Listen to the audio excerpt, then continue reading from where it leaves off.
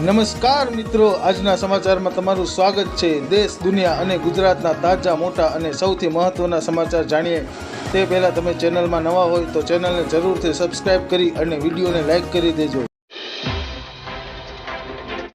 આગળના સમાચારની વાત કરીએ તો આજે કેન્દ્રીય ગૃહપ્રધાન અમિત શાહ અમદાવાદની મુલાકાતે છે।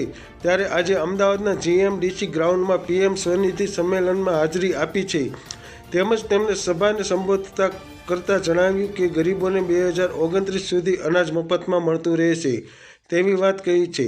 તો ગેરંટી સાથે એ પણ જણાવ્યું છે કે આગામી 2024ની ચૂંટણીમાં ભાજપની એટલે કે મોદી સરકારની ભવ્ય જીત મળશે તેવી માહિતી આપી છે। ફટાફટ આગળના સમાચારની વાત કરીએ તો શિયાળાની ઋતુમાં જ્યારે શાકભાજીના ભાવ ખૂબ જ નીચા રહે છે, ત્યારે આ વખતે આપણા રાજ્ય છત્તીસગઢમાં એક અલગ ઇતિહાસ સર્જાયો છે। સૌ પ્રથમ દેશના અડધા ડઝનથી વધુ રાજ્યોમાં વેપારીઓ અહીં ખરીદી કરવા આવ્યા છે। આવી સ્થિતિમાં શાકભાજીના ભાવ 5 ગણો વધારો થયો છે।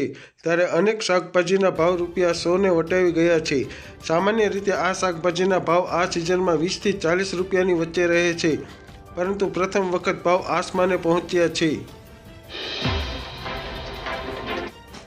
આગળના સમાચારની વાત કરીએ તો કોરોના સંક્રમણને કારણે અત્યાર સુધીમાં ઘણી ગંભીર સ્વાસ્થ્ય સમસ્યાઓ નોંધાઈ છે। અગાઉના અભ્યાસમાં ચેપ પછી બીમારીઓએ વૈજ્ઞાનિકોની ચિંતા વધારી દીધી છે।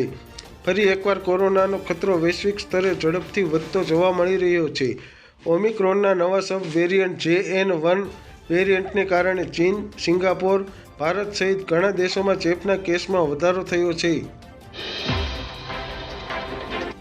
ફટાફટ આગળના સમાચારની વાત કરીએ તો ગુજરાતના ખેડૂતોના શિયાળુ પાક પર ફરી એકવાર સંકટ સર્જાયું છે।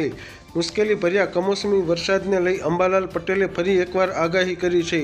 અંબાલાલ પટેલે આગાહી કરી છે કે 1 થી 5 જાન્યુઆરી સુધીમાં કમોસમી વરસાદ વરસી શકે છે। આગળના સમાચારની વાત કરીએ તો 14 અને 15 જાન્યુઆરી વાદળછાયું વાતાવરણ રહેશે।